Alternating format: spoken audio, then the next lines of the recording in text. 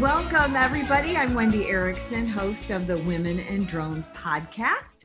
And I am here today to lead a discussion about something that may be or probably is of interest to a lot of you because you're tuning into this. The value of getting certified as a woman-owned business or minority-owned business. A lot of you are small business owners are wanting to start your own drone-related small business. So we thought we would bring in some experts on this very topic. So I'm very excited to welcome Paul Schneider today, as well as to Linda Larson. And we are going to have a discussion about what can be a little bit complicated sometimes, but we're going to try to simplify, give you the basics, and then if you want to learn more, we're going to tell you how you can do that. So once again, my name is Wendy Erickson. I'm with Women in Drones, and I host a podcast that we do, and I am all about elevating the profile of women in the drone industry. Talinda, you want to take it away? Sure. Well, thank you, Wendy. Thank you for doing this today. So I'm Linda Larson. I am the Women in Drones membership advisor, and also I am the advisor on the jobs board. I also have had my own women-owned business. It's actually designated by Small Business Administration Women-Owned Small Business, WOSB, since 2017. When I pivoted my career to unmanned systems in 2016, I decided that I would pursue these certifications. And I was where everyone who's listening to this now is now, like, what is it? How does it work? And honestly, I just Googled and I found one of my best friends in the whole world, Paul. Paul was invaluable to me in just going through the whole process because it is confusing, and he has a great handle on understanding. And one of our member benefits for Women in Drones is that our members have access to Paul in both some free consulting to help you decide whether or not you want to pursue at all this whole initiative of certification. And then if you do, he's offering Women in Drone members a 20% discount on his services. So Paul's the expert. I have gone through the process, and I can certainly provide some real life experiences as a drone company getting my woman-owned small business certification. All right, Paul, why don't you take it away and tell us a little bit more about how you came to be an expert in this field. Well, thank you, Wendy. And so I have a company called HIT Executive Consulting, and what we do is we work with small to medium-sized businesses, a variety of different areas. But what I found probably about 9-10 years ago was that most of my clients were women executives, and occasionally they would come up and say, can you please help us get certified? And of course, it's like, well, how hard can it be? And the first time was absolutely terrible. And we struggled through it. We got through the process. We got them certified, and we were done. And then my other client said, hey, you got her certified. Can you help me too? So I helped the second one go through the process. Not as bad the second time around. And then I started getting interest and phone calls really out of the blue from industries all over the country, whether they be in trucking or transportation or logistics or services oriented, and they were asking for help with these certifications. So quite by happenstance, I, over the years, working with so many different companies all across the country, have really become a subject matter expert on all the different varieties of certifications that are out there, as well as the rules and requirements for each one of those. So let's jump right in to discuss what are some of the types of certifications and you know, narrowing it down to the ones that we're interested in with. Sure.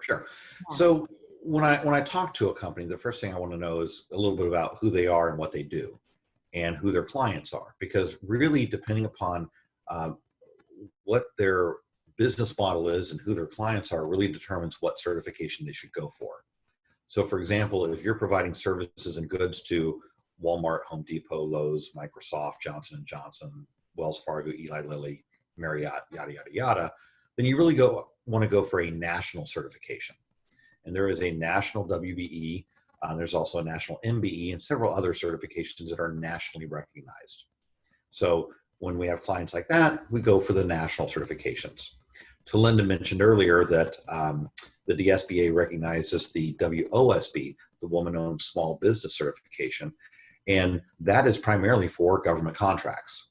And when I say government contracts, we're talking federal government. So if you're looking at Army bases or really anything to do with the federal government, they actually do have set-aside programs for women who have a Woman-Owned Small Business Certification.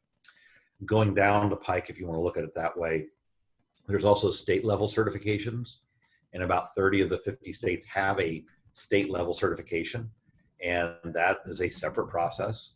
And then each state does have a Department of Transportation Disadvantaged Business Enterprise, or DBE, certification.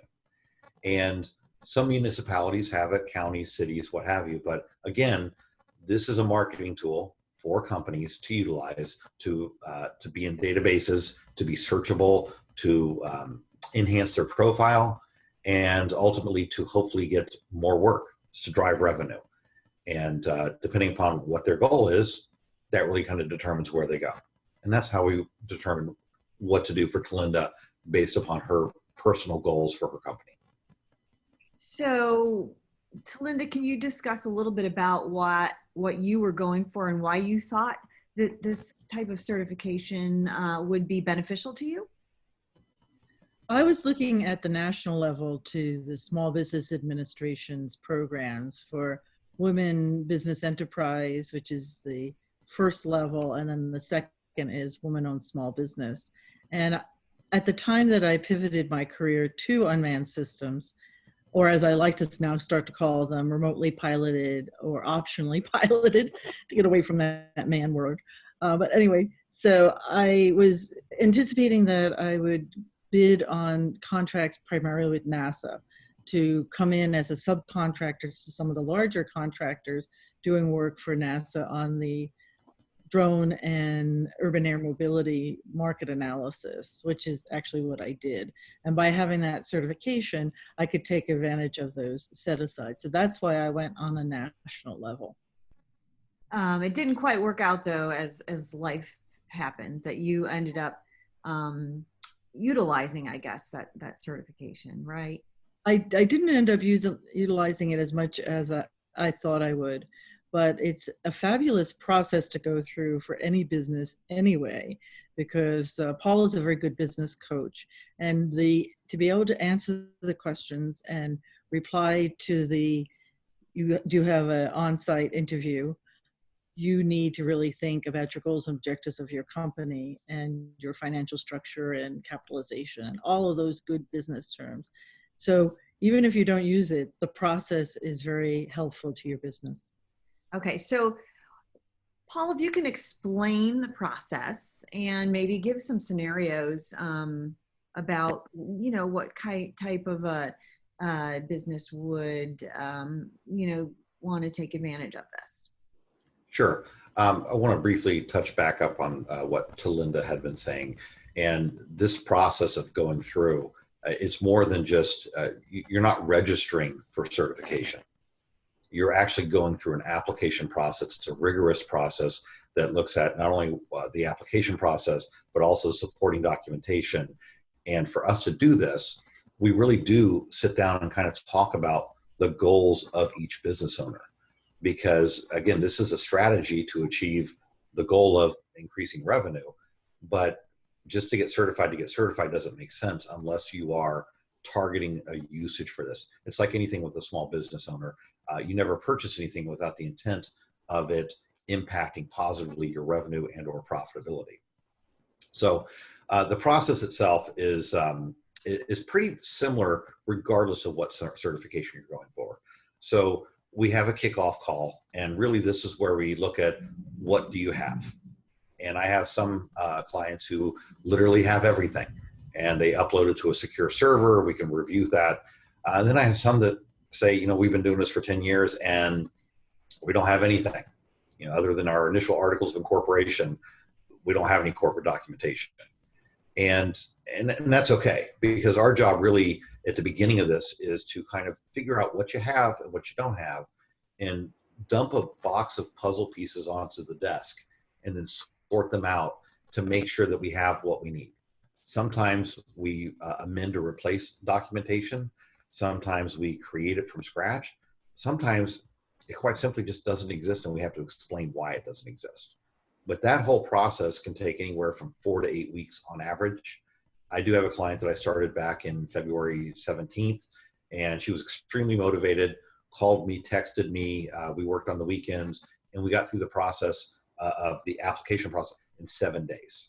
Wow, That's not typical. And to Linda, you can vouch that typically it's a lot more rigorous work to do this, but she just happened to be very motivated, and she had a pretty intense need. So I was more than willing to help her through this process. But again, normally 4 to 8 weeks from our kickoff call to when we actually submit the application. What we do is we actually put the application together, all the supporting documentation, and we go through each and every part of the application and the supporting documentation and discuss with the business owner what it is and why it is. So if you look at your balance sheet and there's $60,000 in long-term debt, what is that? And if you say, I don't know, well, we need to find out from your accountant. And there could be a really great reason why it's there, but you as a business owner really ought to know. You're not an accountant, you're not an attorney, but you really ought to know what's in your books and be able to explain that to somebody, because ultimately at the end of this process, after we submit the application, they review it for completeness.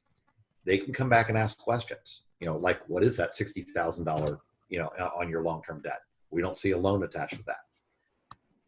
It goes to committee, and then they come out and set a site visit. So 1 to 2 months for us, 2 to 4 months for the certification body and process, and then they come out and do a site visit. We do a coaching session for that site visit because it's really an interview.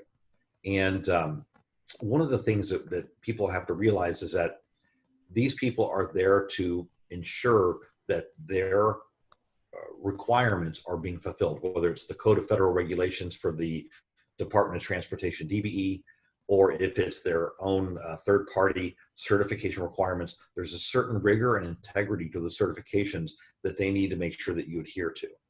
And if you don't, you're denied. And you can wait anywhere from 6 months to a year, depending upon the certification, before you're eligible to reapply. So it's really important that we get all this documentation right the first time, and that we prep you for that interview process so that you know how to interview. Many of my clients haven't interviewed in years. But the good news is, once you've gone through all this, yes, renewals are easy. Yes. Renewals are very easy. So it's worth the investment and time, and pulling it all together to get through the first time. Yeah.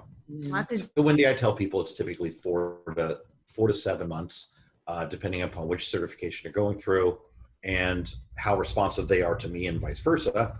But certainly the certification process is different depending if it's a state, the city, a national certification, the government, because it can vary. But this is not something you just register for and you have it tomorrow. Okay, so why in the world, why would anyone want to go through all that time and spend the money, which we'll talk about in a minute?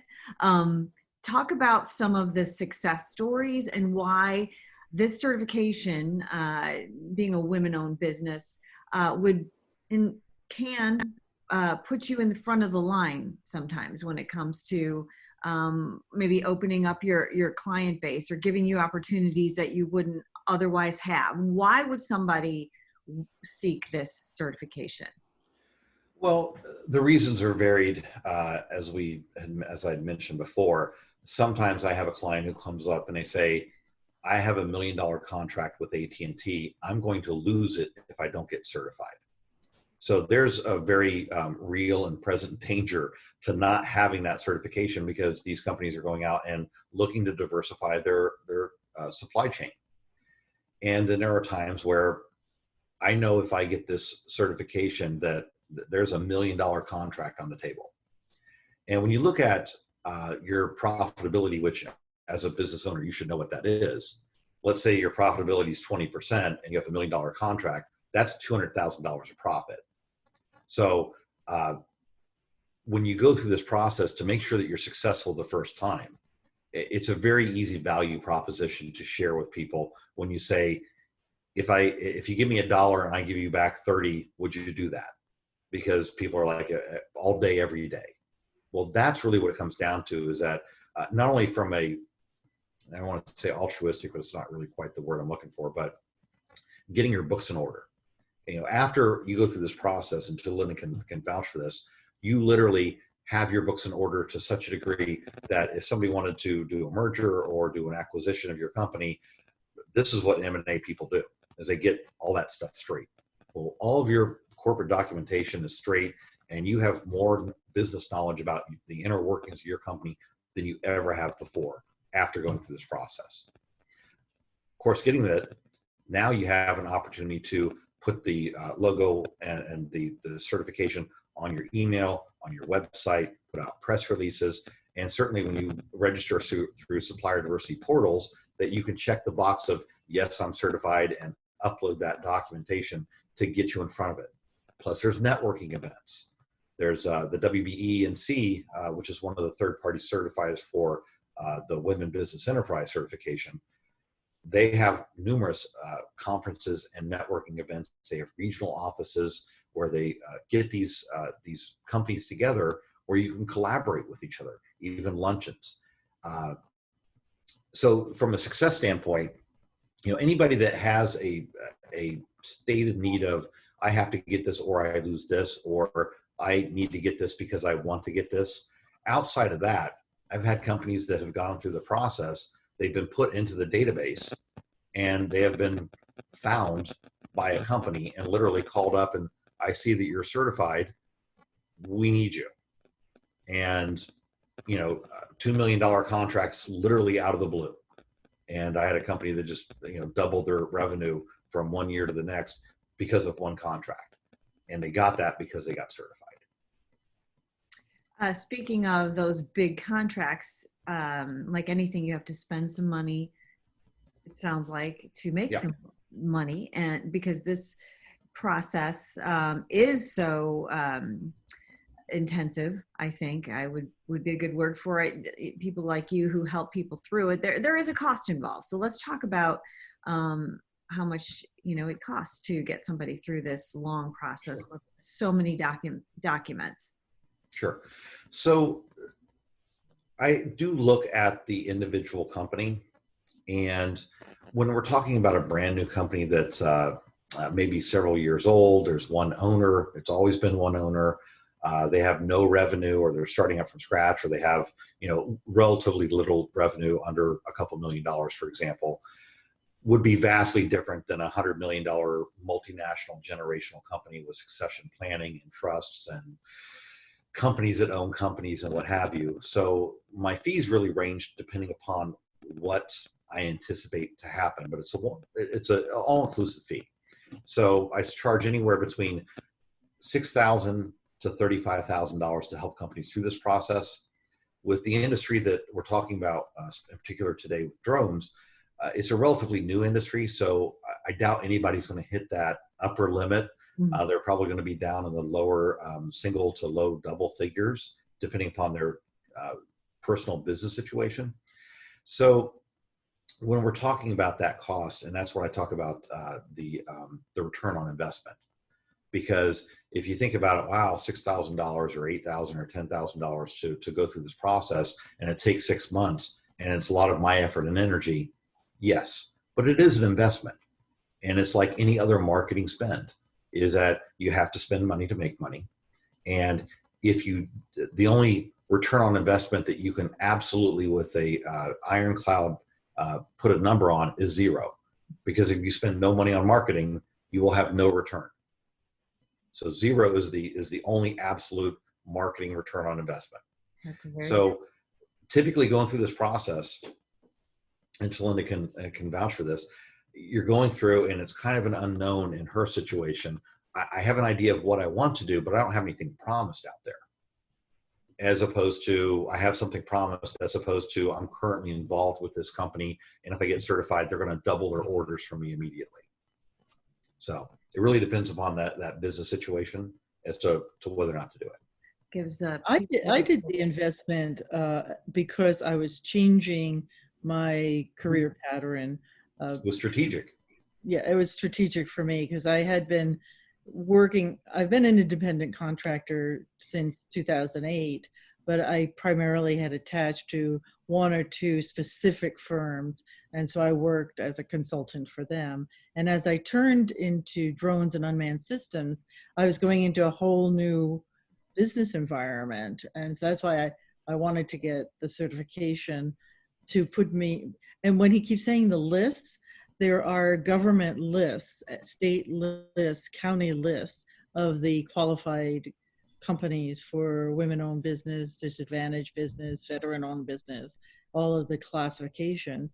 And so when companies who have set-asides and governmental offices who have contracts also with set-asides are looking to fill those requirements, they go to those centralized lists to identify companies. And so some of it can come to you, as Paul was saying, but more usual is that you are out there pursuing some government contracts. Like, as we know, Wendy Rossmark, who is the founder and CEO of Women in Drones, she is a minority-owned business, and she's been using that certification with Chicago to get several of the drone imaging contracts that she's been doing.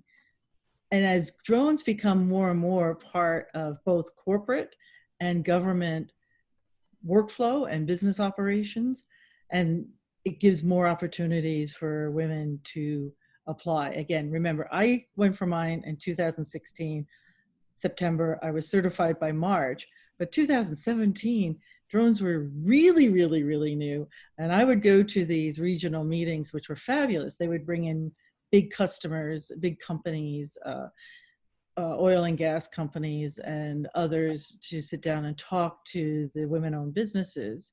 And they would be traditionally supplying uniforms, supplying secretarial service, health, human resources, and then there would be me, and I'm a drone pilot, and they wouldn't quite know what to do with me. But today, now that the drone industry has matured enough, there are true opportunities for any of the women in drone members who have their own business to get certified and then to be able to be eligible for the set-asides, both for corporations and for governmental agencies. Well, and to Linda, you were talking about the fact that you did it as a career, a changing career. What about though the requirements? Is there a minimum amount of time that you have to be in business, Paul, to get this certification? Can you be a newer company and get the certification? So the answer to that and any other question is it depends. So on the national level, and with the woman-owned small business certification, the Department of Transportation Disadvantaged Business Enterprise, those are all certifications that do not have a time and business requirement. However, some states do have a time and business requirement. New York, which has a 25% DBE or minority spend requirement. So every dollar that New York spends, the state, 25 cents has to go towards a certified disadvantaged or minority or woman-owned business. They do have a time and business requirement. I think it's a 1 year. Rhode Island is 6 months. But then you have Maryland, which has a 29% diversity spend requirement of state dollars. There is no time and business requirement for the state of Maryland. So it really depends upon which locality you're looking at, whether you're looking at the state, whether you're looking at a city or a county. I think you're talking about your friend in Chicago. She possibly could have a city of Chicago or a Cook County certification, but not every municipality has a certification. So it really, I guess, if I can get anything out to people, Wendy, is, and this is what Tulinda did, was figure out who your clients are or who your target clients are and ask them what they need. And if they say, we need the national WBE certification, which third-party certifier? Because there's 3 of them. If they say they need the WOSB, that's pretty simple. We know it's the woman-owned small business. If it's the DBE, because there's no point in getting more certifications than you need. You only need to get the ones that are actually going to produce revenue. It's a low-hanging fruit. So, and if you're in an industry, and I've had people call up, they're tutors. And, I'm a woman and I'm proud that I started my own company. I'd like to get certified. That's great. but I'm your client, and I don't care if you're a man or a woman or black, white, yellow, green, red. I just want my kids' grades to improve. I'm not making a buying decision based upon you being certified.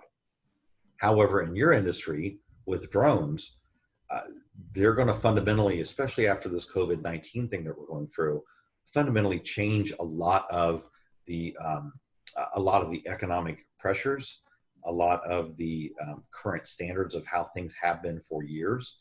And I can see that there's a possible paradigm changes in a lot of different areas, including like telehealth, or in unmanned or unwomaned, to Linda, an unpersoned flight, because that removes the person from the equation that possibly could become infected.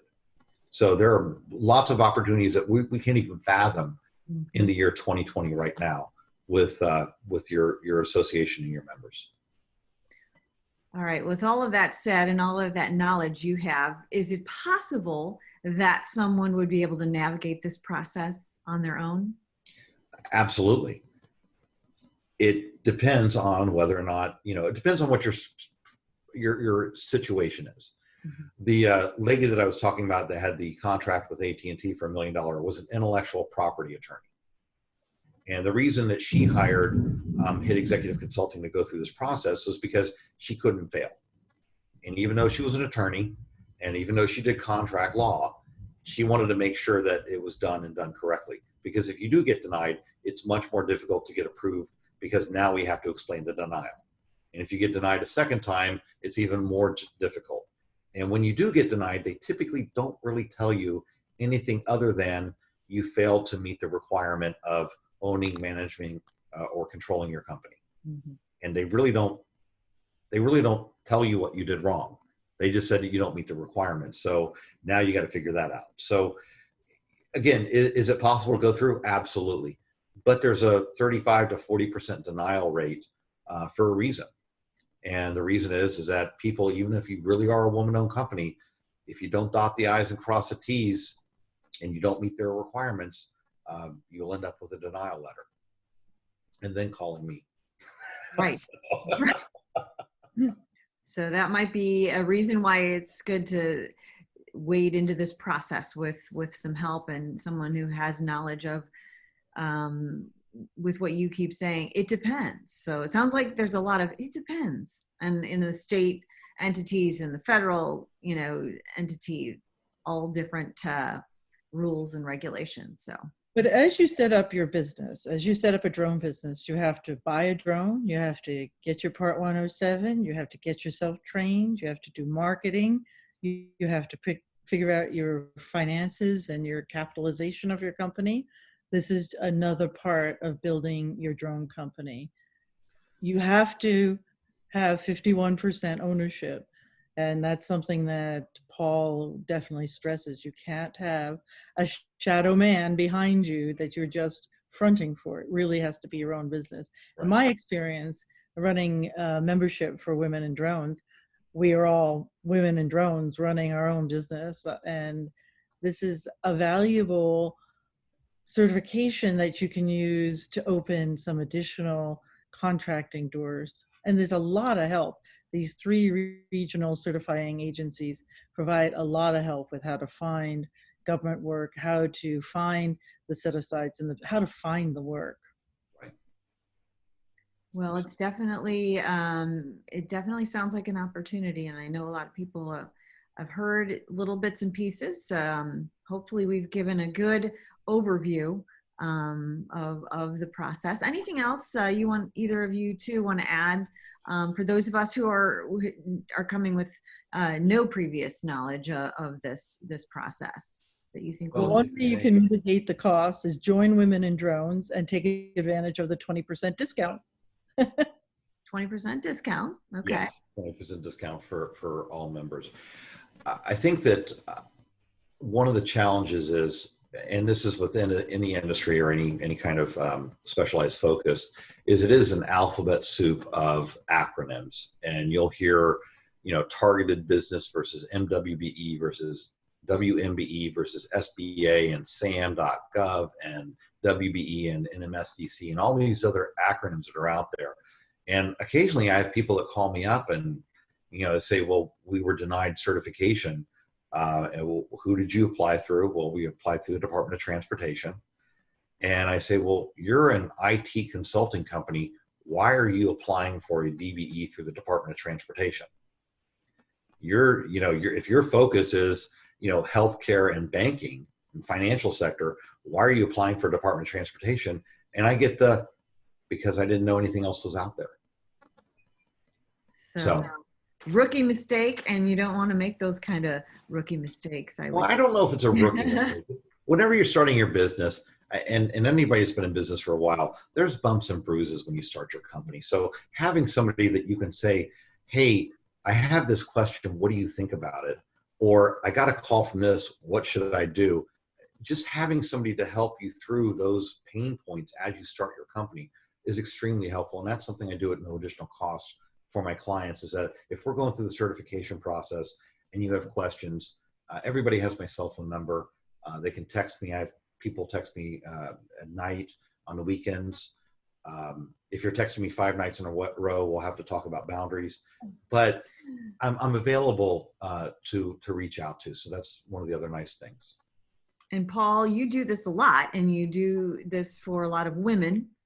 And your company and your website actually, hitexecutiveconsulting.com. Is that correct? Yes, hitexecutiveconsulting.com. Okay.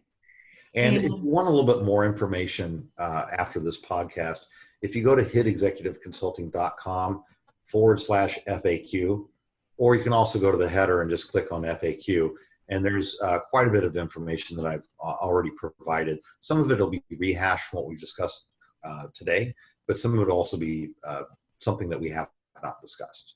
But that's another area that you can educate yourself a little bit better and on. As a Women in Drone member, you also get access for free to Paul to think through to see whether or not it is the right decision before you make a big investment. That's a great point, Talinda, because a lot of times people will call up or we'll talk to them or schedule an appointment with them, and we'll determine that based upon what their company goals are or their personal goals are, that this is not the right thing for them. Or making sure that this is the certification you should go for, whatever it may be. And even if they choose not to use me, altruistically making sure that they at least have a direction to go into if they choose to do it for themselves, for example. All right. Well, Paul Schneider, thank you so much for enlightening us on this process. To Linda Larson, thank you. Womenindrones.com is how people can get more information about what we do in the drone, the UAS and the UAM industry. To Linda, is there anything else you want to add?